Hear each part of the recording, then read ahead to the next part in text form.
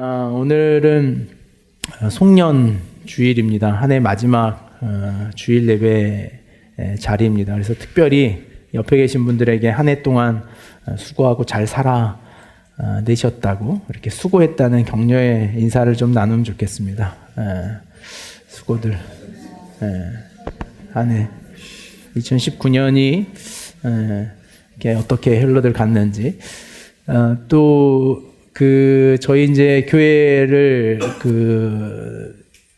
예배하고 또 이런 공적인 사역을 하는데 수고한 분들이 좀 있습니다. 우리 이제 순장님들 1년 동안 한 해 동안 수고한 순장님들은 지난번에 저와 식사하면서 또 수고를 달랬는데 오늘은 특별히 저희 예배를 위해서 준비하시는 분들 있어요.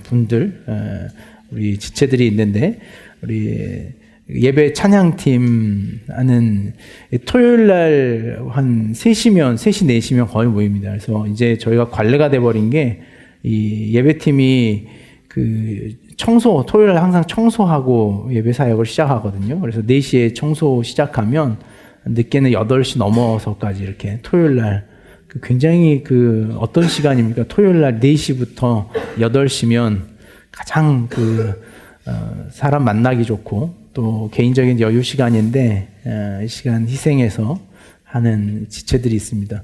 또 뒤쪽에 보면 우리 뒤에서 카메라로 또 영상으로 이렇게 된 소리 맨날 들어서 요즘 영상이 좀 거칠어졌어요. 그래서 지금 많이 기도하는 중에 있습니다. 그래서 이제 큰 소리도 막 치고 그러더라고요. 그래서 한편으로 감사합니다. 명섭이 큰 소리 치는 건 참 감사한 일이거든요. 더 큰 소리 치고 세상에 이렇게 야물어졌으면 좋겠다는 건데 세상에서와 동일하게 저희 안에서 야물어졌으면 좋겠습니다.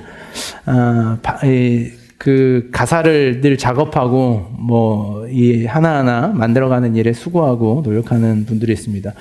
의진이, 서진이는 아직 이제 청소년이죠. 그래서 토요일 날 와서 봉사하고 섬기고 이런 모습들에 우리 박수 한번 같이 하십시다.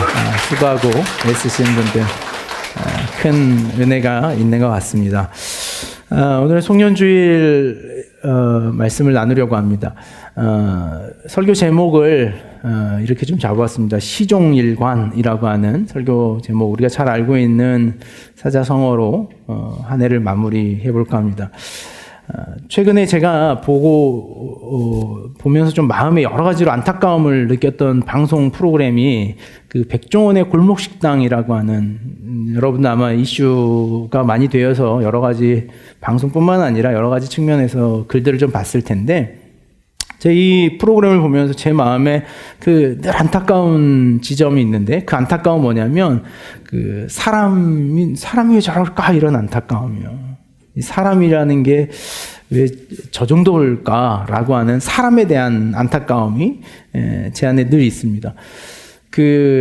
방송의 어떤 내용이 지역 상권을 좀 회복한다라고 하는 개념과 더불어서 방송을 통해서 보여주는 것이 자신의 한계점에 있는 어떤 식당 주인들, 자신이 어떻게 이제 더 발전해 갈 수 있을까를 고민하고 있는 분들에게 찾아가서 이 방송과 그리고 이런 준비되어 있는 백종원이라고 하는 독특한 캐릭터가 한계를 극복해 가고 있는 상황들, 어떻게 하면 환경에서 한계에서 벗어날 수 있을까라고 하는 것들을 한 3주, 4주 정도 지켜보는 것, 그게 이제 우리가 보는 묘미이죠. 자신의 한계를 맞닥뜨리는 것에 대한 절망감들이 다 있는 것 같아요. 그래서 어떤 사람도 거부하죠. 나는 그게 한계가 아니야 라고 끝내 자신의 어떤 이걸 고수하죠. 그러면서 늘 이렇게 말하죠. 여기는 충청도 입맛이라 그렇습니다. 여기는 경상도 입맛이라 그렇습니다. 그러면서 어쨌든 끝내 자신의 한계를 깨지 않으려고 하는, 돌파해낼 수 없는 지점들을 보다가도 프로그램이 만들어나고 있는 두 가지 삶의 모습이 있는 것 같아요. 한 가지 삶의 모습은 자신의 한계 상황을 어쨌든 타인의 도움과 그리고 주변의 관심으로부터 감당해내며 자신의 한계를 극복하고 이겨내는 것으로서 주는 감격이 있는 것 같아요.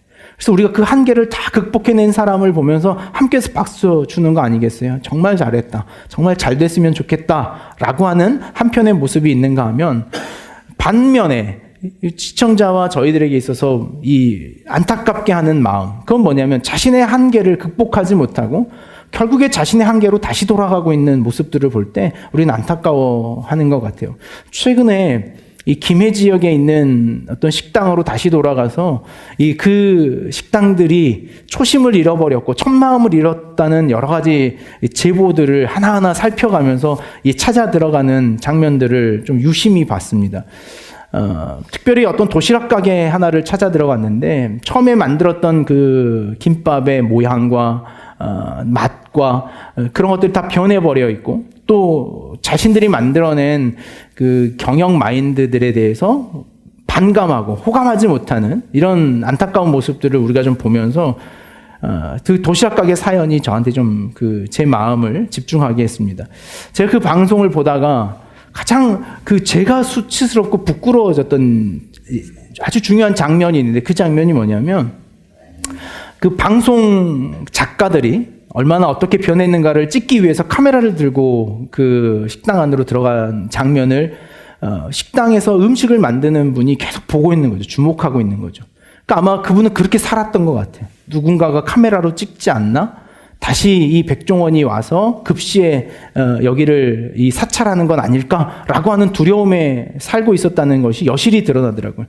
누군가 그 작가 하나의 카메라가 걸리자마자 식당 주인 여자분이 식당을 뛰쳐나와서 가게 주변을 마치 동물의 왕국에서 적을 경계하는 어떤 야생 동물처럼 막 이 사주 경계를 하는 모습을 봤어요.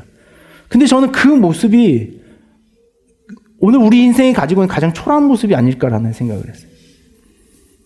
음식을 그렇게 만들고 자신이 그렇게 팔고 있다는 것에 대하여 그 모습 속에 발견하는 사실은 자신도 부끄럽다는 거죠. 자신도 돌아가 버렸다는 것이고, 자신도 자신의 모습에 대해서 어쩔 수 없는 한탄함을 가지고 있다는 것. 그래서 그 두려운 모습과 부끄러워하는 모습을 보면서 제 마음에 너무나 큰 안타까운 마음이 있었습니다. 방송 중에 백종원 씨가 이런 말을 했는데,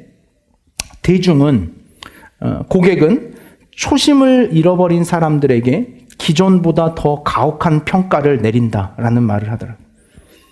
그러니까 뭔가 새로운 한계점을 돌파한 사람들에 대해서는 대중은 더 극심한 자격 그리고 더 극심한 조건을 제시하더라는 거예요. 제가 이 백종원 씨 골목식당을 늘 보는 이유는 이게 저 같다는 생각을 자주 해요. 저는 이제 목회하면서 이런 생각을 많이 합니다. 백종원 같은 목회자가 있어가지고 지역에 있는 교회들도 이렇게 급습해가지고 이렇게 설교하고 있는데 뒤에서 좀 보고 그게 되겠냐 말이지 이게. 그리고 그 사무실에 와서 책 같은 것도 재료잖아요, 저희한테는. 그래서 막 10년 넘는 책들 막 이런 거 있으면은 다 치워버리고 새로운 재료 막 다 해서 그 냉장고 관리하듯이 그 목회 일지들을 다 관리해주고 이런 일들을 누가 해주면 얼마나 좋을까. 스스로 저한테는 그런 생각을 해요. 좀 나한테 누군가 찾아와서 나를 좀 점검해주면 좋겠다. 나를 좀 누군가가 저렇게 좀 꾸짖어주면 좋겠다. 뭐가 잘못됐는지. 왜냐하면 목회 현장에서 느끼는 제 마음의 이 안타까움은 이 한계거든요. 이게 한계인가? 여기까지인가? 이거 어떻게 하지? 이거 어떻게 돌파해야 될까? 여기까지는 어떻게 먹고 왔는지 모르겠지만 이 다음은 어떻게 해야 될까? 그 두려움의 한계 지점에서 누군가 좀 나를 거들어줬으면 좋겠다. 누군지 찾아와서 그 지점을 좀 이야기해주면 좋겠다라는 생각이 들어요. 그러면서 또 한 가지 겁나는 것은 저한테 그런 마음이에요. 어쩌면 그런 마음으로 시작했던 초심이, 그렇게 시작했던 목회의 마음이 변질되어 버리면 어떡할까? 나라고 그 변질 안 될 자신이 있는가? 돌아보는 거예요. 나는 얼마나 변질되어 있는가? 혹 나는 내 목회 현장을 누군가 갑자기 급습한다면 나는 저 사람처럼 내다보며 두려워 다른 사람들의 이목 어떻게 보고 있는가에 대해서 얼마나 초라한 모습으로 만나지 않을까라는 거예요. 제가 목회하면서 갖는 마음은 하나님에 대한 그런 마음이 있는 거예요. 하나님이 갑자기 우리 교회 예배 현장에 오신다면 목회의 지점으로 찾아오신다면, 하나님 내 삶의 자리에 그대로 찾아오신다면 난 어떻게 될까? 내 안에 잃어버린 건 뭘까? 나라고 변질되지 않을 수 있을까?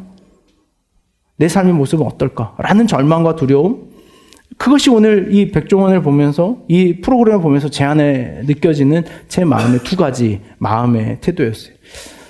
우리 누구나 인생의 어떤 한계와 어려움을 겪습니다.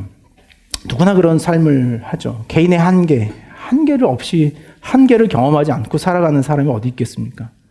우리 자신의 한계점 앞에서 그 한계에 대하여 자신이 어떻게 이겨낼 수 있을까를 고민하고 도전해보고 다시 누군가의 조언을 구하는 것, 그것이 우리 삶이 가지고 있는 에너지 있겠죠. 즐거움, 어떤 우리의 동력 아니겠습니까?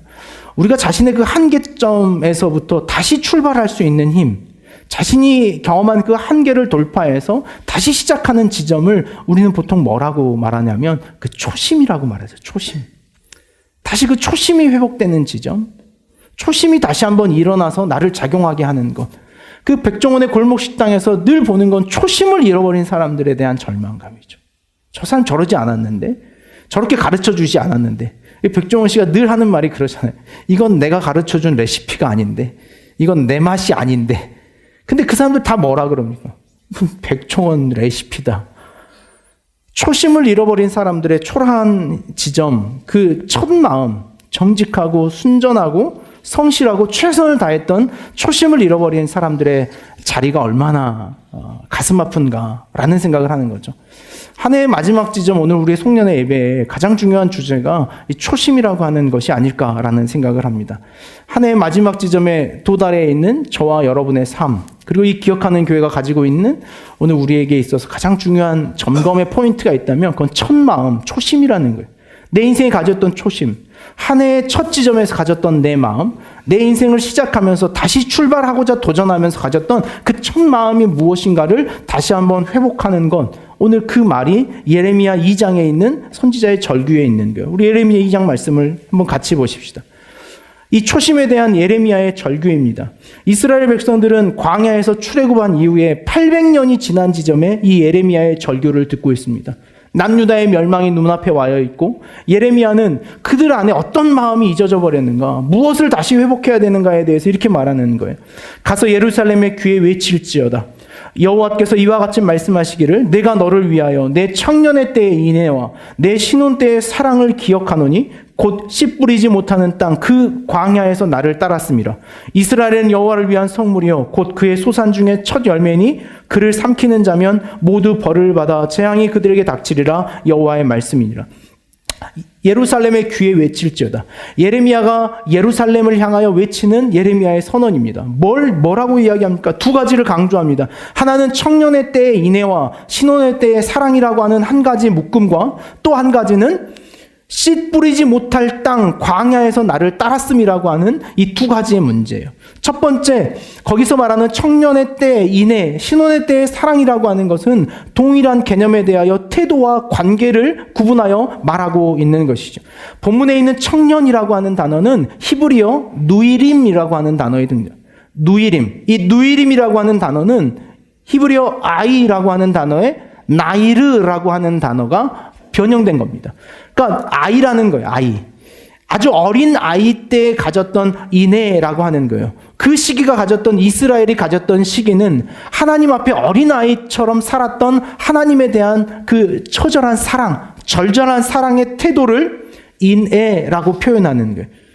신혼 때의 사랑이라고 표현하는 것은 이스라엘과 하나님이 가졌던 관계가 어떤 관계였는가를 보여주는 것이 이 아이와 같은 이 인애와 청년의 때, 신혼의 때의 사랑이라고 하는 개념이에요.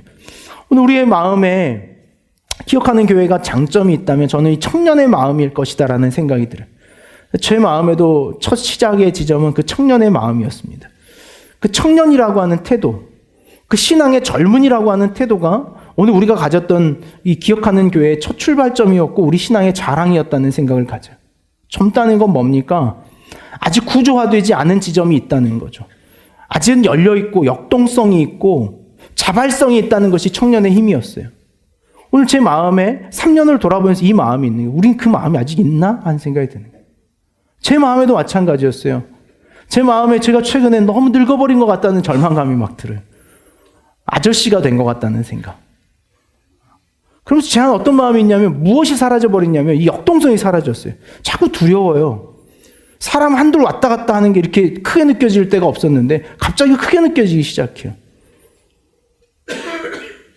반듯하게 가르쳐야 되고 그들 안에 아직 다듬어지지 않는 삶을 다듬어야 된다는 생각이 있었는데 오늘 제 마음에 언제부턴가 두려운 마음이 생겼어요. 어떤 마음이냐면 저렇게 하다 가면 어떡할까?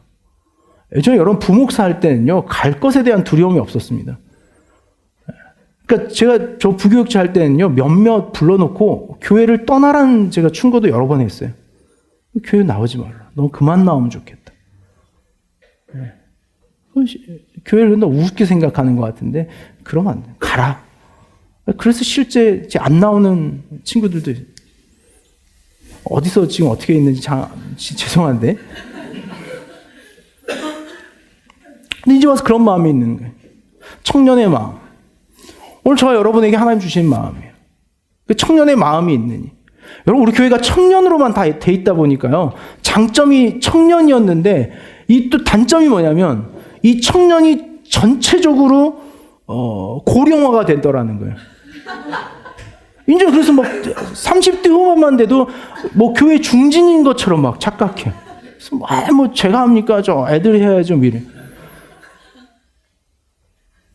우리 초심을 잃어버렸어요. 내가 해야겠다. 내 안에 이 사랑과 열정이 있다라는 마음이 사라져버리고 언제부턴가 우리 마음에 이렇게 뒤로 물러서는 마음, 위축된 마음, 그럼 뭔가 다 된 것처럼 끝나버린 것처럼 갖는 마음이 있다는 예레미야의 절규가 거기에 있는 거예요. 거기에 무너짐이 있다는 거예요. 그 지점이 무너지자 삶이 무너지더라는 거예요. 그 지점이 사라지자 하나님이 사라져버리기 시작하더라는 거예요. 왜 그 자리로 예레미야가 초대하겠습니까? 우리를.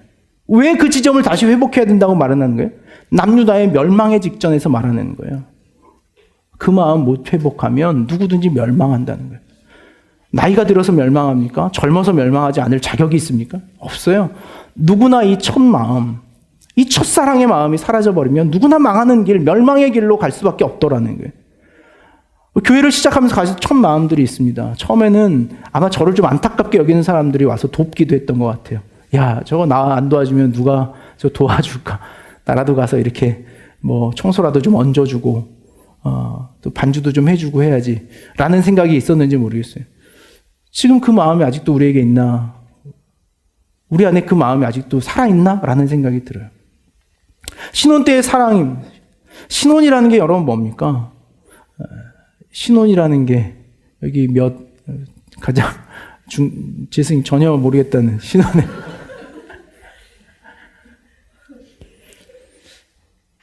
여러분 신혼 때는 어쩌는 줄 아세요? 신혼 때는요. 뭘 먹고 어떻게 했냐의 문제로 싸우지 않고 어디 있냐의 문제로 많이 싸웁니다. 그러니까 신혼 때 신혼부부의 특징이 뭐냐면요. 뭐든지 같이 가려고 그래서 좀 화근이 될 때가 많아요. 그런 자리는 같이 안 가도 되는데 그건 나 없이 가면 죄 짓는 것처럼 막 생각을 해요. 그래서 친구들 모임에 가는데 나는 물어봐요. 나는? 그건 내 친구들 모임인데 너는 왜 물어보니 싶지만 신혼 때는 그래요. 뭐든지 같이 가야 된다고 생각을 하는 거예요. 그러다가 싸움이 나요. 신혼의 사랑이란 그런 거예요. 나랑 같이 가야 된다는 마음. 오늘 예레미야가 우리에게 도전받는 이런 마음이에요.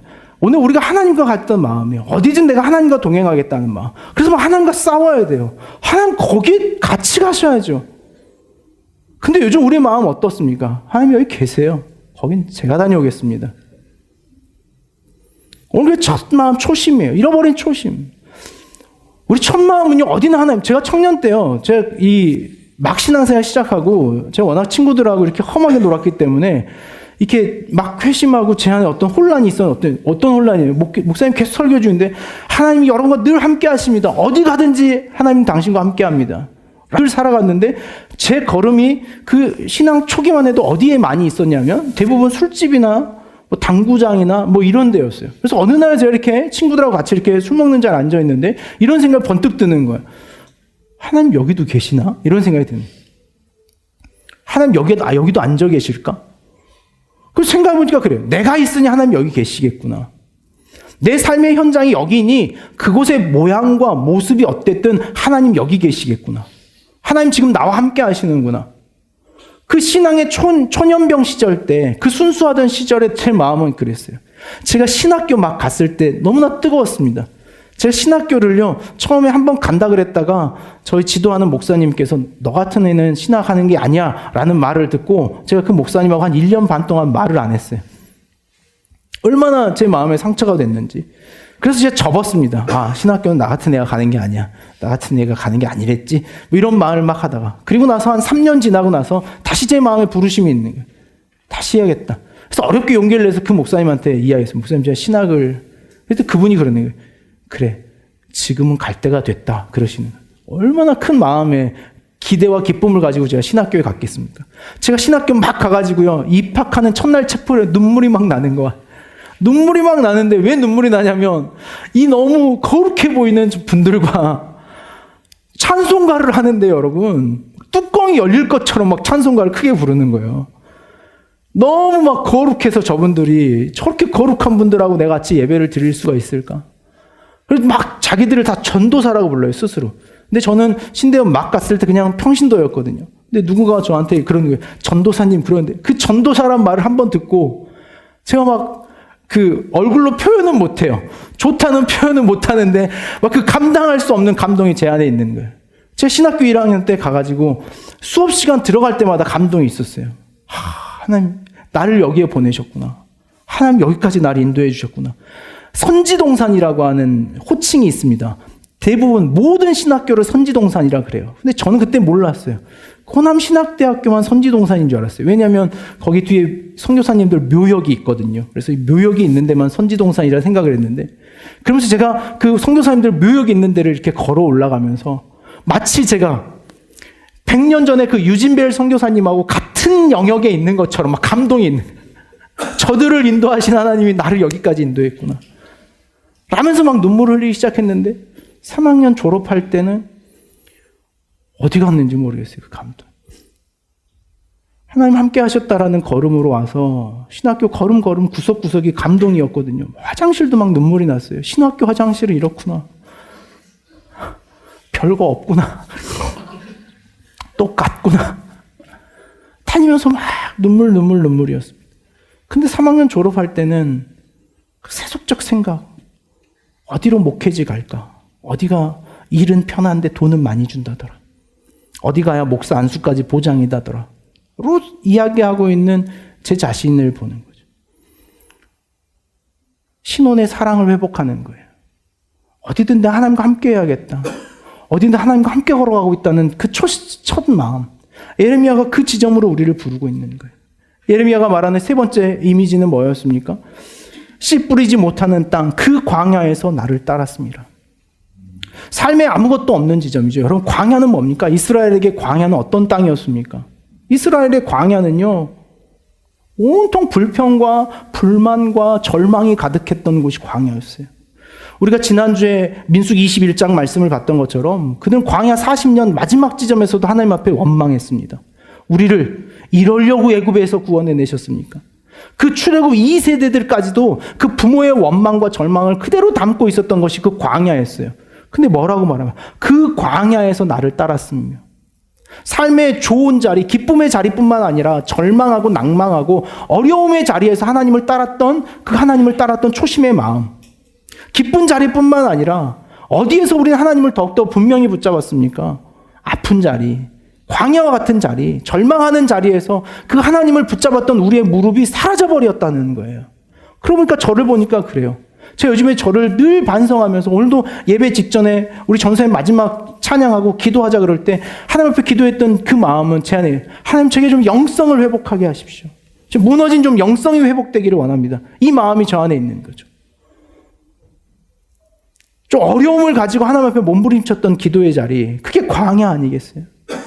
자신의 삶의 작은 문제까지도 가지고 하나님 앞에 몸부림쳤던 그 청년의 정욕을 붙잡기 위해서 막 기도했던 그 지점들. 제가 그 청년의 정욕을 해결하기 위해서 막 기도원에도 막 올라가 봤어요. 하나님 저를 좀 어떻게 좀 해주십시오.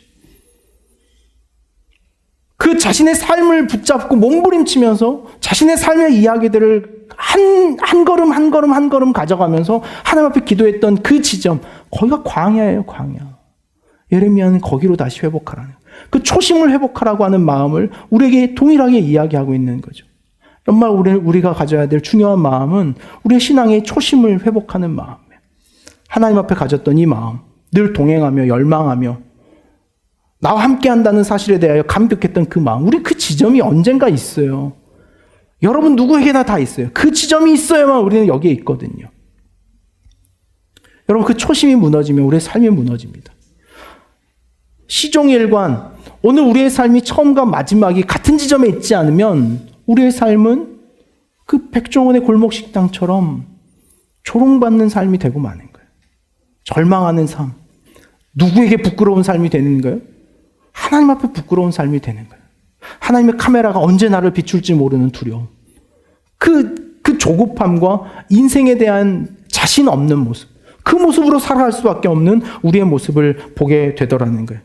오늘 우리는 이 대중을 떠나서 하나님 앞에서 우리의 삶이 어떠한가, 우리의 삶은 어떤 초심을 유지하고 있는지, 어떻게 하면 우리의 삶의 초심을 지킬 수 있는지를 생각하면서 우리 고린도서 15장의 말씀을 좀 더 깊게 나눠보고자 합니다. 바울은 우리가 알고 있는 가장 능력 있는 사도였습니다. 기독교 역사에 있어서 가장 중요한 사역자를 뽑자면 단연 바울이죠. 그가 어떻게 초심, 그 하나님을 향한 마음과 잊지 않는 열정으로 살아갈 수 있었는가를 자신 스스로 고백하고 있는 것이 다양한 본문에서 등장합니다. 특별히 저희는 오늘 고린도전서 15장에 있는 말씀을 보고자, 15장 9절에 있는 말씀을 한번 같이 보겠습니다. 15장 9절 말씀 같이 읽겠습니다. 나는 사도 중에 가장 작은 자라. 나는 하나님의 교회를 박해하였으므로 사도라 칭함받기를 감당하지 못할 자니라. 첫 번째 그가 가졌던 마음은 이런 마음이에요. 겸손한 마음이었습니다. 겸손한 마음. 그가 초심을 잃지 않기 위해서 가졌던 중요한 마음은 하나님 앞에 겸손한 태도였어요. 오늘 이렇게 말합니다. 나는 사도 중에 가장 작은 자라. 우리가 바울을 작다 할 수 있겠습니까? 여러분, 모든 사도 중에요, 가장 많은 교회를 개척하고 가장 많은 복음의 열정을 가지고 죽기를 결단하고 옥에 갇히고 풀려나며 생명의 위협을 받으며 제자를 세웠던 사람이 바울이었습니다. 그가 어떻게 작은 자입니까? 모든 사도 중에 가장 큰 자는 라고 말해도 우리는 바울에게 토달 사람이 없습니다. 그럼에도 불구하고 바울은 자기 자신을 뭐라고 말하냐면 사도 중에 가장 작은 자라고 이렇게 말합니다. 자신을 가장 작은 존재더라는 거예요. 자신을 작다 여길 수 있는 마음. 그것이 바울이 자신을 늘 초심에 가깝게, 그 하나님과 가깝게 살아가고자 지킬 수 있었던 마음을. 제가 최근에 운전을 하고 다니면서 제 마음에 자꾸 불편한 어려움들이 하나씩 있는데, 그건 뭐냐면 큰 차들이, 대형 버스나 트럭들이 이렇게 운전하면서 제 앞으로 이렇게 불쑥불쑥 들어오는 거예요. 근데 기존에 없던 제 마음에 왜 그런 마음이 유난 더 커졌냐면, 제가 한 2달 전부터 경차를 타기 시작했거든요. 근데 제 마음에 이런 생각이 들어요. 훌쑥 들어올 때마다 뭐야? 작다고 무시하는 거야? 경차라 그러는 거야?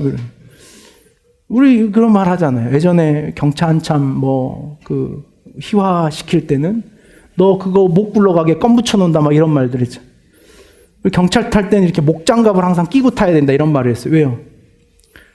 이렇게 코너를 너무 세게 꺾으면 바닥에 닳기 때문에 이렇게 받치고 돌아야 되는. 목장갑은 어디 있냐? 4명이서 들어버린다. 이런 이야기들. 참 많이 들었던. 그래서 제 마음에 그런지 자꾸 뭐가 들어오면 뭐야? 작아서 그래? 뭐야? 작다고 이러는 거야? 이런 생각이 드는 거예요.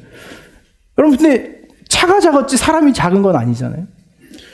여러분, 제가 그 운전에 있어서는 그래도 일가견이 있습니다. 제가 의경을 갔는데 의경에서 경찰서장 1호차 운전병이었습니다. 그리고 전역하는 마지막 10개월 동안에는 저희 관내에 있는 운전병들 훈련시키는 훈련 조교를 제가 했거든요. 그리고 전역하고 나서 저는 나주 운전면허 시험장에 가가지고 단 한 번에 대형 운전면허증을 한 방에 학원비 안 들이고 무사고 23년을 자랑하는. 차가 작아서 그렇지 사람이 작은 건 아니고, 차가 좀 밟아 안 나가는 것이지 제가 스피드를 못 내는 건 아니거든요. 근데 이렇게 북부가 앞으로 들어오면 화가 나요. 그럼 막 보고 싶어요. 이렇게 큰 트럭 위에 누가 타고 있는지. 저보다 더 작은 사람이 타고 있으면 뒤통수라도 하나 쳐주고 싶은 마음이. 한번 제가 이렇게 운전하고 가다, 며칠 전인데 운전하고 막 가는데 저희 아이들을 같이 태우고 이렇게 가는 길이었는데, 큰 덤프 트럭이, 요즘 이제 그 지하철 공사 때문에 한참 분주한 지점에 제가 막 가고 있는데 뭐 깜빡이를 킴과 동시에 제 앞으로 훅 들어오는 거예요. 저희 애들이랑 저랑 다 놀랐어요. 화들짝 놀랐습니다. 놀래가지고 이렇게 추스리고 나서 이제 또 작아서 그러나라는 마음을 가지고, 그래도 얼굴이라도 좀 보고 싶어가지고 그 차가 마침 정지선에 섰길래 제가 옆에 비어서 딱 갔어요. 그래서 옆에서 정지선을 딱 세우고 보고 싶은데 바퀴밖에 안 보인다. 아무리 이야기하고 싶어도 바퀴밖에. 어쩌면 저 큰 차에 탄 사람은 자신이 큰 차라고 생각하는 것 같다는 생각을 했어요. 나를 안 보여주고 이 큰 차만 보여줄 수 있다는 마음. 여러분이 교만 아닐까요? 교만. 우리가 삶을 살아가면서 우리의 삶에서 살아가는 삶의 모습 속에 있는 교만인 것 같아요. 마치 덤프트럭을 탄 것처럼, 큰 차를 탄 것처럼, 큰 차에 올라가 버린 것처럼 자신의 삶의 자리가, 위치가, 돈이, 직업이, 진로가, 오늘 19년도를 살았던 여러분의 열심이 마치 큰 트럭 안에 나를 올려놓은 것처럼, 그래서 어디나 훅훅 들어갈 수 있고 누구든지 누구의 삶에 개입할 수 있다는 착각을 하는 것. 여러분, 그게 교만이에요, 교만. 그게 자신을 작다 여기지 못하는 그 겸손함에 반대되는 마음이에요. 우리 안에 이런 마음 없습니까? 우리가 예수 믿는다고 말하고 또 교회에서 장로가 되고 높은 자리에 서고 목사가 됐다는 것. 그게 트럭인지 모르겠어요, 트럭. 제가 저를 돌아볼 때 그런 생각을 해요. 이 교회에서 보니까 제가 그래도 부목사하고 큰 교회 할 때는요, 그래 눈치 봐야 될 어른들이 있었어요, 저에게. 목사님도 계셨고 주변에 목사님들도 계셨고 나이 지긋한 존경할 만한 어른들도 있고 배워야 될 대상들이 많았어요. 근데 제가 3년을 오면서 늘 저를 돌아보는데 제 마음이 꼭 이랬어요. 너 트럭대에 있는 거 아니냐 지금. 마치 제가 트럭 타고 있는 것처럼 착각했어요. 이 교회에서 누가 저한테 뭐라 그럴 사람이 있습니까? 목사님 지금 왜 그럽니까? 라고 누가 뭐 해도 제가 위에 있는 것 같아가지고 바퀴밖에 안 보여요. 제 바퀴밖에. 제가 착각하고 있었더라고요. 제가 마치 이 교회에서 트럭 타고 있는 사람처럼, 내가 간다는데, 내가 이렇게 하겠다는데 혹시 내가 그런 모습은 아닌가. 하나님한테 너무 부끄러운 거예요. 이 말씀이 저를 위해 하시는 말씀 같더라고요. 그게 저만 그렇습니까? 저만 그 마음일까요? 세상 살아가는데. 여러분의 마음은 어떻습니까? 여러분의 가정에서, 여러분의 삶에서, 여러분의 일터에서. 오늘 우리는 사람이 아닌 이 어떤 트럭 타고 있는 것처럼 그 교만함을 가지고 오늘 우리의 삶을 살아가고 있다면 우리 이거 위험한 거예요.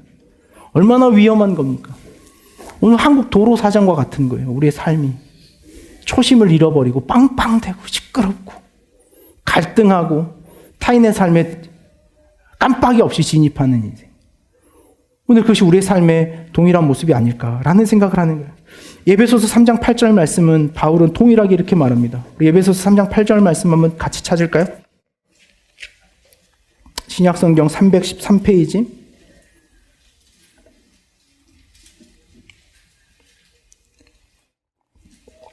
에베소서 3장 8절. 바울은 한없이 자신을 이렇게 표현합니다. 같이 한번 읽겠습니다. 모든 성도 중에 지극히 작은 자보다 더 작은 나에게 이 은혜를 주신 것은 측량할 수 없는 그리스도의 풍성함을 이방인에게 전하게 하려 하시고, 자신을 그리스도인으로 등장시킬 수 있는 방법은 자신을 겸손하게 하는 것이더라는 거예요. 하나님과 대중 앞에 오늘 그리스도인이라고 하는 것이 부끄럽지 않게 되는 것, 전할 수 있게 되는 것, 오늘 그 유일한 신앙의 신비가 여기 있더라는 거예요. 지극히 작은 자보다 더 작은. 언어의 모순입니다. 지극히 작으면 끝났지 거기에 더 작은 게 어디 있겠습니까? 저는 이 본문, 이 에베소서 말씀 볼 때마다 우리 어렸을 때 했던 그런 거 생각나요. 친구들이 그러죠. 넌 얼만큼 못생겼어? 그러면 너는 거기에 곱하기 2. 그럼 옆에 있는 애가 그럼 난 거기에 곱하기 2. 난 거기에 곱하기 2. 끝이 없는 거야. 난 거기에 난 더. 마치 바울이 그 유치한 장난을 치는 것 같다는 생각을 했어요. 작은 자보다 더 작은 나에게. 우리 이 마음을 다시 회복해야 돼. 작은 자 중에 더 작은 자인 나에게. 하나님 저 그런 자입니다. 하나님 저 그런 존재입니다. 너무나 작은 존재입니다. 제가 트럭을 가지고 있고 내 삶이 무엇을 만들어가는 것이 아니라 하나님 앞에는 전 너무나 작은 존재입니다. 모든 성도들 중에 가장 작은 자 중에 더 작은 나에게. 제가 하나님 앞에 이런 마음을 가는, 하나님 이 마음을 좀 저에게 회복시켜 주십시오. 이 겸손한 마음을 다시 한번 2019년도를 마지막하면서 뭔가 이루었다, 성취했다는 마음 다 지워버리고 하나님 제 안에 이런 마음을 갖게 해주십시오. 하나님이 없이는 안 된다는 이 마음, 하나님 없이는 너무 작다는 마음, 하나님 없이는 한치도 살아갈 수 없다는 이 마음을 갖는 것. 여러분, 그 마음을 같이 갖는 것, 그것이 예레미야 2장에서 4절 이후로 예레미야가 고백하는 거예요. 그 마음을 잃어버려 오늘 너희들의 그 멸망의 지점을 만난 것 아니냐. 그 작은 마음, 그 겸손한 마음을 잃어버린 너의 삶이 무너짐의 자리에 있는 것이 아닌가라는 거예요. 그런가 하면 사도 바울은 또 한 가지, 그 초심을 지킬 수 있는 또 한 가지의 마음으로 이렇게 이야기합니다. 10절에 고린도서 15장 10절 말씀 같이 읽겠습니다. 그러나 내가 나 된 것은 하나님의 은혜로 된 것이니 내게 주신 그의 은혜가 헛되지 아니하여 내가 모든 사도보다 더 많이 수고하였으나 내가 한 것이 아니오 오직 나와 함께 하신 하나님의 은혜로라. 바울이 가졌던 이 초심을 잃지 않는 두 번째 마음은 은혜를 아는 거예요. 은혜를. 오늘 하나님의 은혜로 된 것이다라는 걸 고백하는 거예요. 이 백종원의 골목 식당에서 그 안타까운 사연들을 막 이야기하다가 이 백종원 씨가 한마디 하는데 뭐라 그러냐면 성공의 비결은 찾아준 고객들에게 있는데 그걸 잊어버린다고. 자신들이 어떻게 그 지점에 섰는지 옆에서 자신의 음식을 먹어주고 와서 칭찬해주고 정말 맛있게 잘 먹었어요. 정말 이전에는 어려웠는데 이제는 먹을만하네요. 백종원 씨가 와서 저희 이렇게 도와주고 여러 가지 고쳐주고 냄비도 새로 사주고 없으면 불판도 바꿔주고 자신이 그렇게 시작했다는 걸 잊어버리는 거예요. 그 은혜를 잃어버릴 때 우리는 초심을 잃어버리는 거예요. 오늘 우리가 초심을 잃어버렸다면 초심을 잃어버렸다는 것은 은혜가 없다는 거예요. 은혜에서 떠나버렸다는 거예요. 현실의 한계와 맞닥뜨려가지고 자신의 현실의 지점을 극복할 수 있었던 힘은 어디 있냐면요. 은혜에 있어요. 오늘 예배에 우리 인도하면서 윤호 전사님 자기 그런 고백을 하잖아요. 자신이 그 무너진 마음, 터널 같은 삶을 벗어나와 자신을 설 수 있게 했던 건 그건 은혜였다. 나를 지켜준 사람들, 나를 포기하지 않았던 하나님의 은혜. 그 하나님의 은혜로 내가 되었는데 하나님의 은혜로 처음 시작했는데 언제부턴가 내가 하고 있는 것처럼 착각하는 거예요. 내 이성이, 내 열정이, 내 열심이 끌고 가고 있는 것처럼 착각하는 거. 내가 하고 있는 실천이, 내가 얼마 하고 있는 이 종교적 행위가 마치 나를 끌고 가고 있는 것처럼 착각할 때 우리는 초심을 잃어버려 거칠어지는 거예요. 타인을 지배하려 들고 자신의 삶에 대하여 교만하게 지는 것. 은혜를 잃어버린 사람들의 모습이더라는 거예요. 바울은 한결같이 자신의 삶을 어디에서부터 출발시키냐면 은혜에서부터 출발시킵니다. 나는 은혜로 된 자다. 자신의 삶을 돌아볼 때마다 한결같이 그 절망의 지점이 아니에요. 은혜의 지점에서 자신을 출발시킵니다. 어디서부터 여러분 돌아보시겠습니까? 나 절망이다. 내 한 해가 너무 절망적이었다. 아니에요. 은혜였습니다. 은혜. 하나님의 은혜로 시작되었고 하나님의 은혜로 여기까지 왔다는 사실을 다시 기억할 때 우리의 마음에 그 초심이 다시 회복되는 거예요. 사실 이 겸손과 은혜라고 하는 것은 같은 현장에 있는 거죠. 같은 지점에 있는 겁니다. 겸손한 사람이 은혜를 고백할 수 있게 되죠. 은혜를 아는 사람은 겸손할 수밖에 없는 거예요. 잠언 3장 34절 말씀에 진실로 그는 거만한 자를 비웃으시며 겸손한 자에게 은혜를 베푸시나니. 진실로 그는 거만한 자를 비웃으시며. 하나님 그 비웃음을 당하는 것. 그쵸? 이 백종원 씨 그 영상을 보다가 이 잠언 3장 34절 말씀이 벌떡 떠오르는 거예요. 부끄러움을 당하는 것. 진실로 그는, 그 거만한 자는 비웃으시며 대중의 비웃음거리가 되고 자신의 삶이 비웃음거리가 되고, 더 절망적인 건 뭐예요, 여러분? 하나님 앞에 우리 인생이 비웃음거리가 될 수 있다는 거예요. 어떤 존재는요? 거만한 자. 내가 트럭 탄 것처럼, 내가 한 것처럼, 내 삶을 내가 끌어간 것처럼, 내가 열심한 것처럼, 내가 최선을 다한 것처럼 생각할 때 하나님 우리 삶을 보면 비웃으시.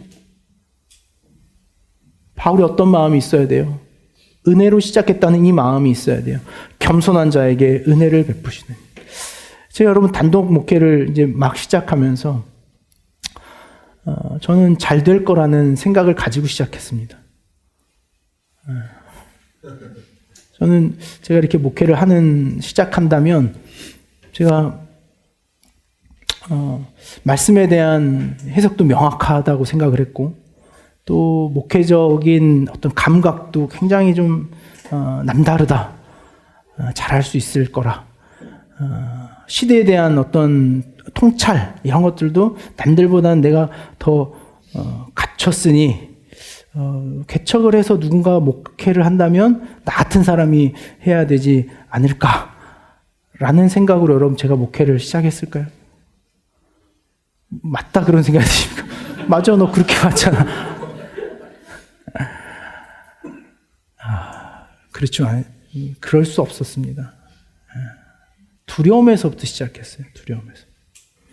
여러분, 제가 3년 전에 개척을 막 시작할 때 제가 막 찾아다녔던 그 건물들을 제가 이 말씀 생각하면서 다시 좀 생각해 봤어요. 그때 9월, 10월, 11월 이렇게 어디에 교회를 개척할까라고 이제 건물 보러 다닐 때 제가 그때 처음으로 제 인생에 꿈을 하나 꿨어요. 어떤 꿈이냐면 제가 꿈꾸고 있는데 하나님이 어디다라고 주시는 거예요. 얼마나 신비합니까? 계림동 32- 몇 번지다 뭐 이렇게 주시는 거예요. 저 아침에 번뜩 막 적었습니다. 잊어버리지 않으려고. 야, 역시 기름 부으심이 있구나. 하나님 기다렸구나. 야, 진작에 말하시지 이런 거였으면. 라고 제가 그날 일어나자마자 네이버로 해가지고 봤더니 계림동 두산 아파트 103동이 서 있는 자리예요. 그래서 그날 아침에 찾아갔더니 그 집원을 정확하게 구글로 딱 했더니 103동 1, 2 라인이 걸쳐 있는 데예요. 그래서 이런 마음이 들죠. 어쩌자는 겁니까, 하나님 지금. 빈 땅도 아니고, 뭔 상가도 아니고, 아파트 한 라인인데, 계속, 요 라인을 한 채 다 성도로 주시겠다는 건가? 헛된 마음을 가지고 제가 계림동에 꽂혔습니다. 그래가지고. 그래서 우리 같이 사역을 시작했던 전우사님, 윤호 전사님, 유진 간사님하고 계림동이다. 일단 계림동에 기름 부으심이 있다. 거기가 가나안이다. 그래서 사랑방에 계림동만 보였어요. 근데 계림동에 이제 재개발되기 직전이어가지고요. 땅이 안 나오는 거예요. 건물이 없는 거죠. 그러다 계림동 인근에 있는 조그만한 한옥을 카페로 개조한 데를 갔어요. 그 안에 있는 평수가 14평이었어요. 14평. 카페랑 같이 있고 홀에는 테이블 한 5개 놓여 있는 이런 건물이었습니다. 제가 계약 직전까지 갔어요. 근데 제 마음 어떤 마음이냐면 이 정도면 충분하지 않을까라는 마음이었어요. 한 20명 모여서 예배 드릴 것 같은데, 많아야 한 20명 정도 모일 것 같은데 누가 개척교회 오겠나? 누가 나 같은 사람 설교 들어준다고 같이 목회 시작하겠나? 아무리 뜻이 좋다지만 돕겠다는 사람이 없는 이 교회에 누가 올까? 한 20명만 같이 예배드려도 진짜 은혜겠다. 한 20명만 마음 맞는 사람들과 같이 목회에 가도 그 은혜겠다. 제가 그때 가졌던 마음은 하나님 앞에 늘 그랬어요. 하나님, 한 10명만 마음 맞는 사람하고 같이 목회하고 하나님 나라 꿈꾸고 하나님 나를 바라보고 뭐가 하나님 뜻인지 알면서 그 10명만 모아놓고도 하나님 앞에 예배할 수 있다면 하나님 그 은혜겠습니다. 그 마음으로 열심히 가졌던 마음이 첫 마음이었어요. 근데 지금 이 10명이 아니라 더 많은 사람이 모여 은혜에 넘치게 주셨는데 제 마음에 갖는 마음은 엉뚱한 마음. 하나님 은혜에서 시작했다는 마음이 사라져 버린 마음으로 제 안에 있더라는 거예요. 시작하면서 가졌던 이 첫 마음, 그 은혜, 하나님의 은혜입니다. 라는 믿음의 고백을 갖는 것. 오늘 이 고린도서 15장 말씀에 보면 이렇게 말합니다. 10절 말씀에 하반절에 보면 모든 사도보다 더 많이 수고하였으나 내가 한 것이 아니오. 오늘 우리 교회에도 보면 누구보다 더 열심히 일하는 사람들이 있습니다. 가정에서도 그래요. 가정에서도 보면 이 가정에서 나만 일하는 것 같은 느낌 들 때 있죠. 우리 집에서 나만 내가 열심히 일하는 것 같아. 직장에서도 그렇습니다. 나만 열심히 하는 것 같고 교회에서도 그래요. 나만 열심히 하는 것 같고 그 나만 열심히 하는 것 같은 마음에 가장 많이 빠지는 사람이 누군 것 같아요? 저예요, 저. 나만 열심히 하는 것 같은 마음. 그럼 나만 열심히 하는 것 같은 마음이 들 때 여러분을 향하여 어떤 마음이 드는 줄 아세요? 네? 좀 라이브하게 표현하자면 배기 싫어요. 나만 열심히 하는 것. 그럼 그 나만 열심히 한다는 마음에 제일 많이 무너질 때가 어딘 줄 아세요, 여러분? 주일날 여러분 밥 떠줄 때예요. 근데 열심히 와서 설교 준비하고 또 여러분들 순모임 할 때 내려가서 어쨌든 냄새 나는 거 한 10분, 40분 막 저어가지고 뜨거운 거 들어 올려가지고 이렇게 차려가지고 줄 때 기쁜 마음으로 줘야 되는데 야, 먹고 좀 힘내란데 속으로 줄 때마다 다 표현은 안 되겠죠. 우리 너무 가까운 사이니까. 난 뭐냐? 난 뭐 하고 있지? 주일날 난 뭐 하지? 나만 이렇게 하고 있는 거 아닌가? 나만 이렇게 열심히 있고 이 친구는 그냥 교회 왔다 갔다 하고 나만 내 신앙 혼자 키우고 있는 거 아닌가? 내 열심대로 나만 하고 있는 거 아닌가? 그럴 때 넘어지더라고요. 교회 안에 오늘 우리가 1년을 살아오면서 봉사하고 섬기며 나만 열심히 있는 거 아닌가라는 마음 우리 안에 다 가질 수 있어요. 나만 열심히 살아온 거 아닌가? 그래서 여러분 어떻게 해요? 그 결론이요. 나만 열심히 한 거 아닌가? 그래서 그 결론이요. 원망하고 불평하고 불만하겠습니까? 바울은 이렇게 하는 거예요. 뭐라고 말합니까? 모든 사도보다 더 많이 수고했으나 내가 한 것이 아니오. 오직 나와 함께 하나님의 은혜로라. 여러분 여기에 우리의 신앙에 있어야 돼요. 나와 함께 하신 하나님의 은혜로라. 우리가 좀 같이 한번 따라해 봅시다. 나와 함께 하신 하나님의 은혜로라. 나와 함께 하신 하나님의 은혜로라. 이거예요, 이거. 여기에 서야 돼요, 여기에 서지 않으면 우리 누구나 자빠지고 넘어지고 절망합니다. 오늘 우리에게 있어서 이 하나님의 은혜, 오늘 한 해를 살아온 것에 대해서 19년도를 쭉 돌이켜보면 저는 특별히 19년도에 큰 아픔도 있었고 제가 이번 송구영신 예배 때 그 이야기를 조금 제 나름대로는 19년도에 흔히 말하는 그 죽음의 체험, 임사체험, 제 스스로는 그렇게 생각합니다. 제가 이렇게 워낙 이게 운동을 하다 사고가 있어가지고 제가 한 18시간 정도의 기억이 완전히 사라졌어요. 올해. 근데 저는 그 기억이 제 삶에 마치 우리 명섭이가 죽었다가 돌아온 것처럼 임사체험 같은 경험이 있어요. 송구영신 예배 때 좀 그런 은혜를 좀 나눌까 합니다. 아마 역대 가장 큰 은혜가 있지 않을까. 그러니 송구영신 예배에 빠지려고들 생각들 마시고 그 성경이 혹시 그날도 당직해야 된다 그러면은 이제 정기한테 내년부터 벌어야 될 것 같다고 이야기를. 10시에 저희가 송구영신 예배 드립니다. 여러분이 1년 동안 살았던 여러분의 삶을 가지고 그 지점에 서십시오. 소리의 마지막 고백은 그 나와 함께 하신 하나님의 은혜로다. 이게 우리의 고백 아니겠습니까? 나와 함께 하신 하나님의 은혜였구나 라고 하는 믿음의 고백과 믿음의 마지막 실천과 태도를 다하는 것. 그것이 오늘 이 송년 예배를 드리는 우리의 마땅한 마음이 될 줄로 믿습니다. 말씀을 맺고자 합니다. 학계에서는 올해 한국 사회를 정리할 수 있는 사자성어로 이 공명지조라고 하는 사자성어를 뽑았습니다. 공명지조. 이 불교 법전에 나오는 새인데 두 머리를 가지고 있는 새예요. 한 머리는 낮에 일하고 한 머리는 밤에 일합니다. 근데 몸은 같아요. 근데 한 머리는 그 몸을 위해서 늘 건강한 것만 먹습니다. 근데 한 머리는 그것에 늘 반항하면서 저항하면서 나쁜 걸 주워 먹어요. 그러다 좋은 거를 막 열심히 먹는 한쪽 머리에 화가 나서 그날 독이 든 열매를 머리가 따먹어 버립니다. 그리고 그날 아침에 둘이 함께 죽었더라. 그게 공명지조예요. 오늘 우리 시대를 말하고 있는 거예요. 우리 시대, 여야의 갈등, 타인에 대한 갈등. 우리가 어쨌든 다 함께 묶어져 있는데 마치 그것이 남 핑계 대면서 넌 어땠니, 난 어땠니 라고 하는 것 때문에 우린 같이 죽어가고 있는 거죠. 이 공명지조의 마음으로 내년에 저희가 가질 표어는 이 공명지조와 반대되는 마음의 표현을 좀 잡았습니다.